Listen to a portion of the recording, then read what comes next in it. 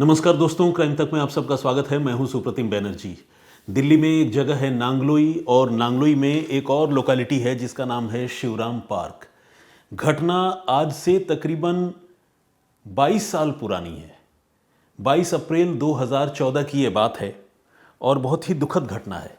इस शिवराम पार्क में बहुत सारे मकान हैं और एक रिहायशी इलाके में एक मकान में 4 लोगों का एक छोटा सा परिवार रहा करता था। माता पिता, 2 बच्चे, 14 साल की एक बेटी थी और उससे कुछ साल बड़ा एक बेटा।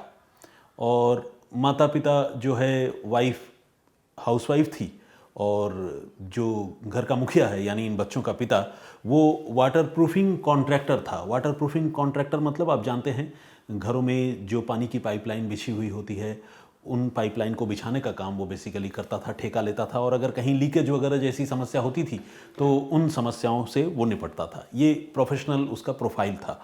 तो हुआ ये कि मूल रूप से ये परिवार बिहार का रहने वाला था और दिल्ली में कई सालों से रहकर वो गुजर बसर कर रहे थे, काम उनका चल रहा था। इस बीच 22 अप्रैल 2014 से कुछ रोज़ पहले वो जो कपल है यानी माता पिता, ये मूल रूप से चूंकि बिहार के बांका के रहने वाले थे, तो 22 अप्रैल 2014 से कुछ रोज़ पहले ये हस्बैंड वाइफ दोनों बिहार गए थे अपने होम टाउन। यानी यहाँ दिल्ली में उनके पीछे उनकी 14 साल की बेटी और उससे कुछ साल बड़ा उनका बेटा जिसका नाम नरेश था, वो यहाँ पर थे। तो नरेश 21 और 22 अप्रैल की मिडनाइट को नोएडा में अपने एक दोस्त की शादी में शामिल होने गया था। बीच बीच में उसकी अपने घर वालों से बातचीत भी होती रही, खासकर जो पेरेंट्स हैं वो तो खैर बिहार में थे, और इधर बहन थी, बहन से भी बातचीत हो रही थी। तो वो लेट नाइट, या आप यूं कहें कि बहुत अर्ली मॉर्निंग में वो वापस नांगलोई अपने घर लौटा नोएडा से। और जब घर लौटा तो घर में उसकी बहन थी, छोटी बहन जो घर में अकेली थी। उसको दरवाज़ा खोलना चाहिए था। ये लगातार डोरबेल बजाता रहा, अपनी बहन का नाम लेकर उसे पुकारता रहा, लेकिन अंदर से कोई रिस्पॉन्स नहीं आ रहा था। अब शुरू में तो उसे लगा कि शायद मेरी बहन बहुत गहरी नींद में सो रही है, क्योंकि सुबह के तकरीबन 5:30 बज चुके थे। 4:30 बज रहे थे। तो उसे लग रहा था कि शायद मेरी बहन गहरी नींद में सो रही है। तो काफ़ी देर तक वो दरवाज़ा पीटता रहा, अपनी बहन का नाम लेकर पुकारता रहा, लेकिन अंदर से जब कोई जवाब नहीं मिला तो वो थक गया और वो परेशान हो गया। परेशान होकर उसने अपने घर के पिछले हिस्से से अंदर दाखिल होने का फैसला किया और किसी तरह से दीवार कूद कर और खिड़की खोलकर वो अंदर घुसने में कामयाब हो गया, मकान के अंदर घुसने में। जब वो मकान के अंदर गया तो उसने जो मंजर देखा उसे देखकर वो दहल गया। उसकी प्यारी बहना अंदर मृत पड़ी हुई थी और उसका गला किसी तेज धार हथियार से काटा गया था। बिस्तर पर ही वो खून से लथपथ बेजान पड़ी हुई थी, मतलब उसकी मौत हो चुकी थी। अब ये लड़का नरेश ने जब ये मंजर देखा तो वो घबरा गया। वो चीखता हुआ उसी रास्ते से बाहर निकला जिस तरह से वो पीछे के दरवाजे से अंदर गया था, खिड़की से। बाहर आने के बाद उसने आस पड़ोस के लोगों को जगाया, चिल्लाने लगा। आस पड़ोस के लोग इकट्ठा हो गए। अब मुख्य दरवाज़ा भी खोला गया और ये घटना इतनी भयानक थी कि हुजूम लोगों का इकट्ठा हो गया, वहाँ भीड़ जमा हो गई और लोग ये सोच में पड़ गए कि आखिर एक 14 साल की छोटी सी बच्ची का इतने भयानक तरीके से घर में घुसकर किसने कत्ल कर दिया।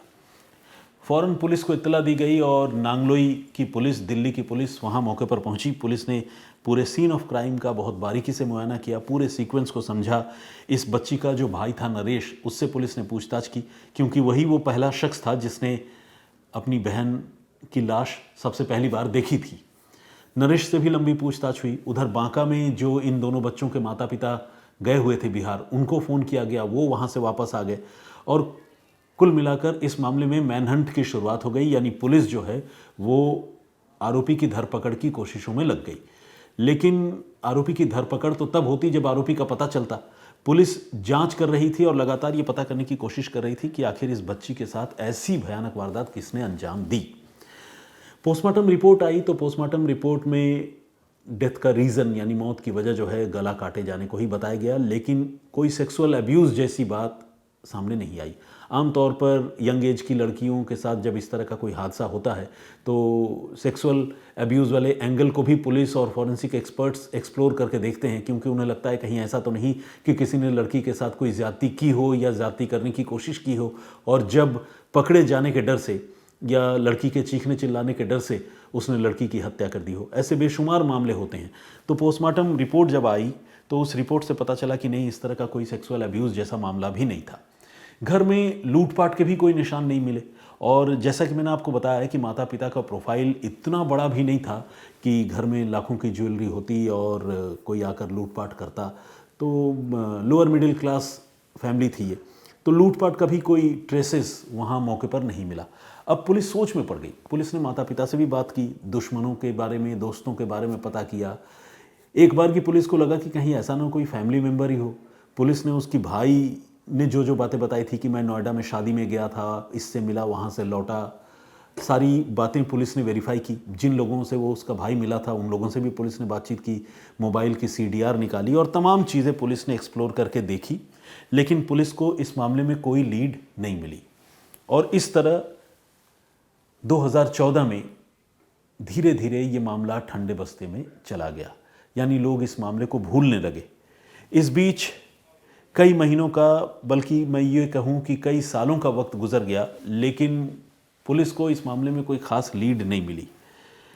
हालांकि बीच में पुलिस को ये पता चला कि ये जो घटना हुई थी, इस घटना के तुरंत बाद उसी इलाके में रहने वाला एक और कपल, यानी हस्बैंड वाइफ की जोड़ी, वो वहाँ से कहीं गायब हो गया था।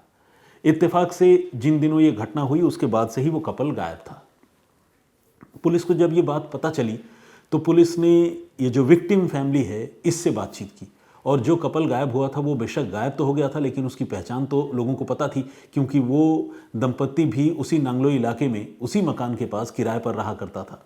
तो इसीलिए पुलिस ने उस कपल के बारे में, जब पुलिस को जानकारी मिली तो पुलिस ने आसपास के लोगों से भी पूछताछ की और जो विक्टिम फैमिली है उससे भी बातचीत की। तो विक्टिम फैमिली ने ये कहा कि हाँ, ये उस कपल को जानते हैं, और ये कपल भी मूल रूप से बिहार का ही रहने वाला है, बांका का। यहाँ तक कि उसके गांव वगैरह के बारे में भी ये पीड़ित परिवार जानता था। तो पुलिस ने पूछा कि आप लोगों के आपस में क्या संबंध थे, क्या उठना बैठना मिलना जुलना होता था? बोला हाँ, मिलना जुलना तो क्या साहब, वो मेरे साथ ही काम करता था, और जब से ये घटना हुई है तब से वो गायब है। तो जो आदमी, जिस हस्बैंड वाइफ की मैं बात बता रहा हूँ, उस आदमी का नाम है सिकंदर उर्फ सुखुआ, और सिकंदर और उसकी पत्नी जो है इस घटना के बाद से गायब थे। अब पुलिस को लगने लगा कि ये सिर्फ कोइंसिडेंस नहीं हो सकता कि बांका बिहार का रहने वाला एक कपल इस घटना के बाद से नांगलोई में ही रहता था, उसके पिता के साथ काम करता था, और बिल्कुल गायब हो जाए, और ऐसी जगह गायब हो जाए कि किसी को कुछ पता ही न चले। तो पुलिस जो है वो सोच में पड़ गई। पुलिस ने अब सिकंदर के जो नाते रिश्तेदार हैं उनके बारे में पता किया। बिहार में जाकर भी पुलिस ने पड़ताल की, अपने मुखबिरों के ज़रिए पुलिस ने अपने सूत्रों के ज़रिए पता कराया कि सिकंदर कहाँ है, उसकी पत्नी कहाँ है, लेकिन सिकंदर और उसकी पत्नी के बारे में किसी को दूर दूर तक कोई जानकारी नहीं थी। अब जिस तरह से ये दोनों गायब हुए थे, उसके बाद पुलिस को लगने लगा कि हो ना हो इस छोटी सी बच्ची की हत्या में सिकंदर का कोई ना कोई रोल ज़रूर है, उसकी पत्नी का कोई ना कोई रोल ज़रूर है। अगर ऐसा नहीं होता तो ये दोनों ठीक उस बच्ची की हत्या के बाद से ही यूं गायब नहीं हो जाते। ये चोर की दाढ़ी में तिनका वाली बात थी। लेकिन दिक्कत ये थी कि अब कई साल गुजर चुके थे, सिकंदर के बारे में पुलिस कोई जानकारी भी नहीं जुटा पा रही थी, वो कहाँ पर है कहाँ नहीं है। अब पुलिस जो है वो इंतज़ार करती रही और ये सोचती रही कि कल को अगर सिकंदर के बारे में कोई जानकारी मिले या कोई लीड मिले तो इस मामले का खुलासा हो पाएगा। लेकिन आपको पता है इस तरह के मामले में चूँकि डे टू डे प्रोग्रेस जब कुछ होता नहीं है तो पुलिस वाले भी ह्यूमन बीइंग हैं, वो भी ढीले पड़ जाते हैं। तो पुलिस जो है इस मामले में ढीली पड़ गई थी और ये मामला एक कोल्ड केस में कन्वर्ट हो चुका था, तब्दील हो चुका था। अब पश्चिमी दिल्ली के जो डीसीपी हैं, आज से तकरीबन 6 महीने पहले उन्होंने अपने इलाके के जो कोल्ड केसेस हैं उन कोल्ड केसेस को सॉल्व करने के लिए नए सिरे से एफर्ट करने का फ़ैसला किया और उन्होंने एक टीम बनाई और टीम बनाने के बाद उन्होंने कोल्ड केसेस को हैंडल करने का ज़िम्मा उस टीम को दिया। और उन्हीं कोल्ड केसेस में एक ये केस भी था जिसमें 14 साल की एक बच्ची का कत्ल हुआ था। अब पुलिस जांच करने लगी नए सिरे से, फिर से वही पुरानी कहानी, घर वालों से भी बातचीत हुई, उस लड़के से भी बातचीत हुई, सारी डॉक्यूमेंट्स, पुलिस डॉक्यूमेंट मतलब क्या, वो जो डिजिटल फुटप्रिंट है जो उस समय कलेक्ट हुए थे, पुलिस ने उन सारी चीज़ों को वेरीफाई करना शुरू किया। बात घूम फिर करके फिर से वही सिकंदर उर्फ सुखुआ और उसकी पत्नी की गुमशुदगी पर जाकर अटक गई और ये पता नहीं चल पा रहा था कि ये लोग कहाँ हैं। लेकिन पुलिस को एक बार फिर से ये कन्विक्शन हुआ, ये यकीन हो गया कि इस मर्डर में यही दोनों शामिल है। अब पुलिस इंतज़ार करने लगी और पुलिस ने बांका में अपने मुखबिरों का जाल बिछाया। कुछ लोगों को पुलिस ने मुखबिर फंड के तरफ से पैसे वैसे भी दिए ताकि अगर कोई जानकारी इनके बारे में पता चले तो पुलिस को जानकारी मिले। ये दिल्ली पुलिस के एफर्ट की मैं बात बता रहा हूँ। लेकिन विडंबना देखिए कि ये लोग कभी बांका में अपने गांव लौटे ही नहीं। अब से कुछ दिन पहले इस मामले में तब एक मेजर ट्विस्ट आया जब एक मुखबिर ने बिहार से, बांका से दिल्ली पुलिस को कांटेक्ट किया और कांटेक्ट करके ये बताया कि आप लोग जिस सिकंदर और उसकी पत्नी को ढूंढ रहे हैं वो बांका आ गया है और तकरीबन 2-3 महीनों से वो बांका के एक गांव में रह रहा है। इस मुखबिर ने पुलिस को गांव का नाम तो बताया, लेकिन इत्तेफाक से ये वो गांव नहीं था जिस गांव के वो रहने वाले थे। यानी ये जो सस्पेक्टेड कपल था, ये दुनिया जहान में जहां पर भी रहा इतने सालों तक, वो घूम फिर करके 2-4 महीने पहले अपने होम टाउन बांका आ गए थे। लेकिन जिस गांव में उनका घर है वहाँ नहीं रह रहे थे, बल्कि एक दूसरे गांव में उन्होंने अपनी नई बसावट की थी, अपनी नई शुरुआत की थी। इसके बारे में मुखबिर ने पुलिस को बताया और पुलिस की टीम, दिल्ली पुलिस की टीम बगैर देर किए हुए पहुंची सीधे उस बताए हुए गांव में और दरवाजे पर दस्तक दी। दरवाज़ा खोलने वाला कोई और नहीं बल्कि वही सिकंदर था। पुलिस ने सिकंदर और उसकी पत्नी को दबोचा, पकड़ लिया और फिर उससे सख्ती की। पुलिस को तकरीबन 21 साल 10 महीने बाद अपने घर के दरवाजे पर देखकर सिकंदर के पैरों तले ज़मीन खिसक गई। उसने और उसकी पत्नी ने ख्वाबों में ही भी नहीं सोचा था कि इतने साल गुजर जाने के बाद भी पुलिस और कानून उसका पीछा कर रही होगी। अब पुलिस ने जब उनसे सख्ती से पूछताछ की तो उन्होंने कबूल कर लिया कि उन्होंने तकरीबन 20 साल पहले 14 साल की एक छोटी सी बच्ची की दोनों ने मिलकर हत्या की थी। पुलिस ने पूछा कि भाई क्यों हत्या की, क्या वजह रही हत्या करने की और इतने दिनों तक कहाँ छुपे रहे, कैसे रहे। तो सिकंदर और उसकी पत्नी ने पूरी कहानी बताई। आपको वो पूरी कहानी जाननी चाहिए। हत्या करने की वजह थी गुस्सा और बदले की भावना। अब आप पूछेंगे बदला किस बात का, तो बदला इस बात का कि ये जो बच्ची है उसके पिता का नाम है गणेश, जो वाटर प्रूफिंग कॉन्ट्रैक्टर है, जिसके बारे में मैंने आपको बताया। सिकंदर गणेश के पास काम किया करता था, यानी गणेश को जहाँ कहीं भी ठेका मिलता था वो तो लीड करता ही था अपने काम को। सिकंदर उसके साथ रहता था और दोनों मिलकर काम करते थे। चूंकि दोनों बिहार के रहने वाले हैं, बांका के रहने वाले हैं, तो इनमें आपस में अच्छी ट्यूनिंग थी। तो सिकंदर ये क्लेम करता है, ये दावा करता है कि उसे अपनी मेहनत मजदूरी के लाखों रुपए गणेश से मिलने थे, लेकिन गणेश वो रुपए सिकंदर को नहीं दे रहा था, लगातार टाल रहा था। सिकंदर भी धैर्यपूर्वक इंतजार कर रहा था कि कभी तो उसके ठेकेदार का दिल पिघलेगा या कभी तो उसके ठेकेदार के पास पैसे होंगे, वो पैसा सिकंदर को वापस मिलेगा। तो इंतज़ार करता रहा, लेकिन साल दर साल गुजरता रहा और सिकंदर अपने रुपए मांगता रहा, लेकिन गणेश ने उसे कोई रुपए नहीं दिए जो उसके बकाया रुपए बनते थे। इस बीच गणेश ने सिकंदर को एक भरोसा ज़रूर दिया। उसने कहा कि एक काम करते हैं, कुछ ज़मीन वगैरह मैंने देखी है, मैं वो ज़मीन तुम्हारे नाम पर खरीद लूँगा, तो अब ज़मीन का मालिकाना भी तुम्हें हो जाएगा, तुम अगर मुझसे पैसे लोगे भी तो खर्च हो जाएंगे, तो बढ़िया है कि ज़मीन तुम्हारे नाम हो जाएगी। तो सिकंदर को लगा ठीक है, ये प्रपोज़ल भी बुरा नहीं है। अगर मान लीजिए मेरे 5-6 लाख रुपए निकलते हैं, अगर उसके बदले में कुछ और रुपए डालकर अगर कोई ज़मीन का कोई टुकड़ा मिल जाए तो क्या बुरा है। तो सिकंदर इस बात के लिए राज़ी हो गया और गणेश ने उससे वादा किया कि ज़मीन वो खरीदेगा तो उसके नाम पर खरीदेगा। कुछ महीने गुजर गए और गणेश ने एक ज़मीन खरीदी भी दिल्ली के पास में, आउटस्कर्ट्स में। लेकिन ज़मीन जो खरीदी वो उसने अपने नाम पर खरीदी। सिकंदर को जब ये बात पता चली कि गणेश ने ज़मीन तो खरीदी है लेकिन अपने नाम से खरीदी है, तो उसे बड़ा झटका लगा। उसे लगा कि मुझे देने के लिए तो पैसे नहीं हैं, टाल मटोल लगातार कर रहा है, इतने साल गुजर गए, मेरे नाम से ज़मीन खरीदने को बोला था वो भी नहीं खरीदा, और अब ज़मीन खरीद ली तो अपने नाम से खरीद ली। तो सिकंदर आग बबूला हो गया, गुस्से से अब वो आपे से बाहर हो गया। उसने अपनी पत्नी से बातचीत की और पति पत्नी दोनों ने मिलकर गणेश और उसके परिवार से बदला लेने का फैसला किया।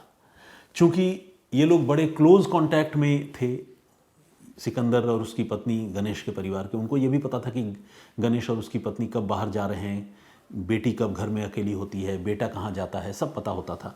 तो जिस दिन ये घटना हुई 21 और 22 अप्रैल की दरमियानी रात को, उस दिन इन दोनों को ये पता था कि गणेश अपनी पत्नी के साथ होम टाउन बांका गया हुआ है, जबकि घर में दोनों बच्चे हैं।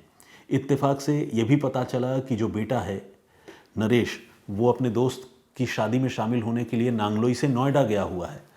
तो उनके लिए ये बहुत अच्छा मौका था कि वो एक बर्बर हरकत को अंजाम देते, और इसी प्लान के तहत वो लोग पिछले खिड़की से, दरवाज़ा भी नहीं, खिड़की से इस घर के अंदर नांगलोई में दाखिल हुए। घर में 14 साल की वो छोटी सी बच्ची अकेली सो रही थी। तेज़ धार हथियार से जो सिकंदर है उसने लड़की का गला काटा, उसकी हत्या की, और उसी खिड़की के रास्ते वो बाहर निकला, पति पत्नी। इसके बाद बाहर निकलने के बाद वो अपने घर गए, उन्होंने कपड़े वपड़े चेंज किए और फिर वो दोनों वहाँ से फरार हो गए। एक वो दिन था और एक आज का दिन, यानी पकड़े जाने का दिन। तकरीबन 21 साल 10 महीने बाद, जब तक वो पकड़े नहीं गए तब तक उनके बारे में पुलिस को कोई जानकारी नहीं थी। उनका कोई कॉन्टैक्ट नंबर, कोई आधार नंबर, किसी नाते रिश्तेदार से उसकी कोई बातचीत, कुछ भी नहीं। वो बिल्कुल गायब हो गए थे। और भारत हमारा इतना बड़ा देश है, करोड़ों की आबादी है, आप समझिए कहाँ आदमी अगर जाकर छुप जाए और किसी के टच में न रहे, अपनी नई दुनिया बसा ले, तो शायद ऐसे मुलजिमों को पकड़ पाना कितना मुश्किल हो जाता होगा पुलिस के लिए भी। पुलिस के पास भी ऐसा कोई और तरीका या मेथड तो है नहीं, तो पुलिस भी बेचारी इंतज़ार करती रह जाती है। इस मामले में भी कुछ ऐसा ही हो रहा था। अब जब पकड़े गए तो इनसे पूछा कि भाई इतने दिनों तक कहाँ थे और बांका फिर तुम कैसे वापस लौटे, क्या सोच कर लौटे? तो इसका जवाब भी मिला। हत्या की इन्होंने दिल्ली के नांगलोई में, और हत्या करने के बाद ये जब वहाँ से भागे तो भागने के बाद ये दिल्ली के पास ही गाज़ियाबाद चले आए, उत्तर प्रदेश में है, आप सब जानते हैं। गाज़ियाबाद में ये 15 दिनों तक रुके, लेकिन इनको डर लग रहा था कि ये गाज़ियाबाद से पकड़े जाएंगे, दिल्ली के बहुत पास है ये जगह, कोई ना कोई उन्हें देख लेगा। इसके बाद इन्होंने ये तय किया कि ठीक है, गाज़ियाबाद से भागते हैं और बिहार चले जाते हैं। अपने होम स्टेट बिहार गए, लेकिन बांका जाने की हिम्मत नहीं थी, तो एक दूसरे शहर में गए, बरौनी में। आपको पता है बरौनी में ऑयल रिफाइनरी है, तो मशहूर जगह है, मतलब बरौनी रिफाइनरी। तो बरौनी में गए और बरौनी में ये 1 साल तक रहे। वहाँ भी इनको डर लग रहा था कि बिहार में हैं और बिहार होम स्टेट है, कहीं ऐसा ना हो कि कोई देख ले, कोई पहचान ले। 1 साल तक डरते डरते इन्होंने बरौनी में वक्त काटा, और 1 साल गुजारने के बाद वो बरौनी से सीधे चले गए कोलकाता। इसके बाद कोलकाता में रहने लगे, मेहनत मजदूरी करते पति पत्नी दोनों, और सालों साल उन्होंने कोलकाता में अपना वक्त गुजारा। तकरीबन समझ लीजिए कि 18 साल गुजारे। और इसके बाद जब इनको लगने लगा कि अब तो बहुत साल गुजर गए, सिवाय उस बच्ची के माता पिता के, इनके बारे में और ना तो कोई जानता है, ना किसी के वो टच में है, ना कोई उन्हें पूछने वाला है। उनको पूरा यकीन था कि इस केस को पुलिस भी भूल गई है, ठंडे बस्ते में चला गया है मामला। तो फिर उन्होंने तय किया कि अब हम बांका लौटेंगे। लेकिन उन्हें यह हिम्मत नहीं थी कि वो अपने गांव वापस आते, क्योंकि उन्हें डर था कि अपने गांव जाने से बच्ची के माता पिता को पता चल जाएगा, फिर वो पकड़े जाएंगे। तो इसीलिए उन्होंने एक दूसरे गांव में एक मकान लिया और वहाँ पर वो रहने लगे।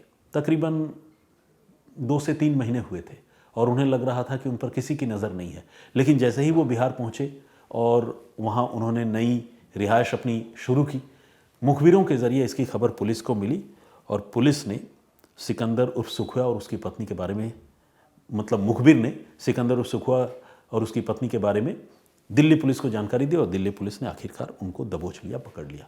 इस तरह से तकरीबन 2 दशकों के बाद, आफ्टर 2 लॉन्ग डिकेड्स, पुलिस ने 14 साल की एक छोटी सी बच्ची के कत्ल के आरोप में दरिंदे दंपत्ति को गिरफ्तार करने में कामयाबी हासिल की। इस पूरे घटनाक्रम पर, पुलिस की तफ्तीश पर, कोल्ड केसेस को रीओपन करने के पुलिस के इंटेंट पर आप क्या सोचते हैं, हमें कमेंट करके ज़रूर बताइएगा। एक स्टोरी मैंने आप लोगों को प्रीवियस डे में सुनाई थी, बीते रोज़, और वो स्टोरी यूँ थी कि एक शख्स का कत्ल किया गया और कत्ल करने के बाद उसकी लाश को 2 लोग ठिकाने लगाने के लिए ले जा रहे थे। लेकिन इससे पहले कि लाश ठिकाने लगाते, वो आदमी फिर से ज़िंदा हो गया। कोई भी आदमी जब मरता है तो दोबारा तो ज़िंदा नहीं होता, यानी जिसका कत्ल किया था, कातिलों को ये लग रहा था कि वो मर गया है, लेकिन उसकी पूरी तरह जान नहीं गई थी। वो नीम बेहोशी की हालत में था और जब दूर तक उस आदमी को ये कातिल ट्रैवल कराकर बाइक पर लेकर गए, उसको डेड बॉडी समझकर डिस्पोज ऑफ करने, उसको होश आ गया। फिर क्या हुआ वो जानना चाहते हैं तो क्राइम तक के प्लेलिस्ट में जाकर सुप्रतिम से सुनिए में आप उस कहानी को सुन सकते हैं। बहुत ही शॉकिंग स्टोरी है और उसमें भी पुलिस का इन्वेस्टिगेशन बहुत ही ज़बरदस्त है। आइए कुछ कमेंट्स पढ़ता हूं जो आप लोगों ने मेरी इस कहानी पर किए हैं। एलोमेलो के नाम से एक आईडी है, उन्होंने कहा है कि प्यार के नाम को लेके किसी की जान लेना प्यार नहीं हवस कहलाता है। बिल्कुल, इसमें कोई दो राय नहीं है। प्यार के नाम पर किसी का कत्ल न तो होता है और ना होना चाहिए, क्योंकि ऑब्वियसली प्यार एक जैसे कहते हैं कि पवित्र और पॉजिटिव सोच है, उसके लिए अगर कत्ल होगा तो उसको लोग हवस का नाम ही देंगे। स्कॉर्पियोज के नाम से एक आईडी है, उन्होंने कहा कि कितने बुरे लोग हैं, अपने पति जैसे इंसान को भी मार देते हैं, कैसा कलयुग है, किस पर भरोसा करना। अंकुर विराट ने कमेंट किया है, ये हरियाणा राजस्थान बॉर्डर नहीं है सर, ये पंजाब राजस्थान बॉर्डर है, श्री गंगानगर। इन्होंने मुझे करेक्ट किया है। ठीक है Ankur, thank you very much for pointing out my mistake. मैं एक बार चेक भी करूँगा कि श्री गंगानगर के नेबरिंग स्टेट्स और कौन कौन से हैं। जगदीश चांडेगड़ा जी ने भी कमेंट किया है, हमारे रेगुलर लिसनर हैं। उन्होंने कहा है कि इस तरह के जो रिलेशनशिप वाले इश्यूज़ होते हैं उसमें बहुत सारे अपराध की घटनाएं होती हैं। जस्ट बी ह्यूमन एक आईडी है, उन्होंने कमेंट किया और कहा है कि इस तरह की घटनाएं अब रूटीन बनती जा रही हैं। जय हिंद सर फ्रॉम लुधियाना। गुरप्रीत सिंह ने कमेंट किया है, बहुत स्वागत आपका। ब्रिजेंद्र सिंह जी का भी कमेंट है और इन्होंने कहा है कि बहुत दुखद मर्डर स्टोरी है। और होमी राय ने कमेंट किया है, थैंक्स फॉर द स्टोरी लिखा है। नसीर अहमद, इन्होंने अस्सलाम वालेकुम बैनर्जी सर, कैसे हैं आप लिखा है, तो मेरी ओर से भी आपको वालेकुम अस्सलाम वरहमतुल्लाह वबरकातुहू, मैं अच्छा हूँ। भास्कर अरगड़े साहब ने आवाज़ की तारीफ़ की है, बहुत धन्यवाद आपका। गौरी शंकर जी ने लिखा है, love you sir, thank you very much, बहुत धन्यवाद आपका। रत्ना माला पाचे, पता नहीं मैंने नाम या सरनेम सही पढ़ा या नहीं, क्योंकि नाम और सरनेम जब एक साथ जुड़े हुए होते हैं तो उसको अलग से सेग्रीगेट करके पढ़ पाना थोड़ा मुश्किल होता है। तो इन्होंने भी कमेंट किया, उन्होंने कहा है कि मतलब पति पत्नी को एक दूसरे के साथ समझदारी से रहना चाहिए और शायद वो ये भी कहना चाहती हैं कि अगर अनबन हो रही हो तो अलग हो जाना ठीक है, जान लेना ठीक नहीं है। आर्टिस्ट हैंडमेड के नाम से एक आईडी है और उन्होंने कहा है कि कानून इसका जिम्मेदार है, क्योंकि कानून का डर अब लोगों को नहीं है। कुसुमांजलि ने भी कमेंट किया है और उन्होंने ये शिकायत की है कि आप जब देखो तब गायब हो जाते हो, हम रोज़ कहानी के इंतज़ार करते रहते हैं और लगता है कि आप काम के प्रति लापरवाह हो। हालांकि इन्होंने मुझे ये भी कहा है कि मुझे अपने काम के प्रति और जिम्मेदार होना चाहिए, दर्शकों और श्रोता लोगों में अपनी जिम्मेदार शख्स की छवि मुझे पेश करनी चाहिए। आपने मतलब ऑब्वियसली जो कमेंट किया है वो देखा जाए तो मेरे ऊपर है, मेरे काम के ऊपर है, लेकिन आपने जिस संजीदगी से और जिस शिष्टाचार से ये सारा कमेंट किया है ना, इस कमेंट ने मेरा दिल जीता है। मुझे ये बहुत बढ़िया लगा कि इतनी शिकायत होने के बावजूद आपने अपने, पता नहीं आपको गुस्सा आता होगा या नहीं, आपने अपने नेगेटिव इमोशंस पर काबू रख के कितनी अच्छी तरीके से ये बात लिखी है। तो थैंक यू वेरी मच कुसुमांजलि जी, उम्मीद करता हूँ कि मैं आपकी उम्मीदों पर खरा उतरूँगा। मैं भी चाहता हूँ कि थोड़ा रेगुलर हो जाऊँ, इरेगुलर हो जाता हूँ, लेकिन उसके बहुत सारे रीज़न्स हैं। मैं तो जाहिर है सारे रीज़न्स में एक्सप्लेन करके इतना तो बताना भी संभव नहीं होता और शायद बताऊँ तो आप लोग बोर भी हो जाएंगे। कई बार जो ऊपरी तौर पर रीज़न्स बताता हूँ ऑब्वियसली आप लोगों को लगता है कि यार वही घिसी पिटी बातें और वही बहाने। तो एनीवे, जिम वर्कआउट विथ मोहित के नाम से एक आईडी है और उन्होंने बताया कि राजस्थान पंजाब बॉर्डर पर है श्री गंगानगर। चलो थैंक यू वेरी मच। अब मुझे लगता है कि चेक करने की भी ज़रूरत नहीं है, क्योंकि दो दर्शकों ने इस बात को कंफर्म किया। क्लिप मूवी के नाम से भी एक आईडी है और बहुत धन्यवाद आपका। देवेंद्र कुमार जी ने भी कमेंट किया है इसके अलावा। और रचना शर्मा ने कहा है कि फलोदी में नोखा नहीं नोख एक जगह है। बिल्कुल, आप भी करेक्ट हैं। बेसिकली जो बीकानेर में नोखा है और फलौदी के बाद बीकानेर आता है, तो हो सकता है कि ये दूसरा फलौदी हो या हो सकता है कि ये वही फलौदी हो। राजस्थान में जोधपुर और बीकानेर के बीच में फलौदी है, लेकिन जगह फिर नोखा नहीं नोखी होगा, जिस तरह से आपने करेक्ट किया है। राघवेंद्र तिवारी, तरुण जाखर, मोहम्मद अफजल हुसैन, महिपाल सिंह, बहुत सारे लोगों ने और भी कमेंट किया है। थैंक यू वेरी मच आप सारे लोगों का। शिव शक्ति के नाम से भी एक आईडी है, इन्होंने भी अपनी बात रखी है। थैंक यू वेरी मच आप सारे लोगों का, बहुत बहुत धन्यवाद। प्लीज़ इसी तरह मेरे साथ बने रहिए और इस स्टोरी पर भी अपनी राय ज़रूर दीजिएगा, मुझे सपोर्ट कीजिए और अपना बहुत ख्याल रखिए। जय हिंद, जय भारत।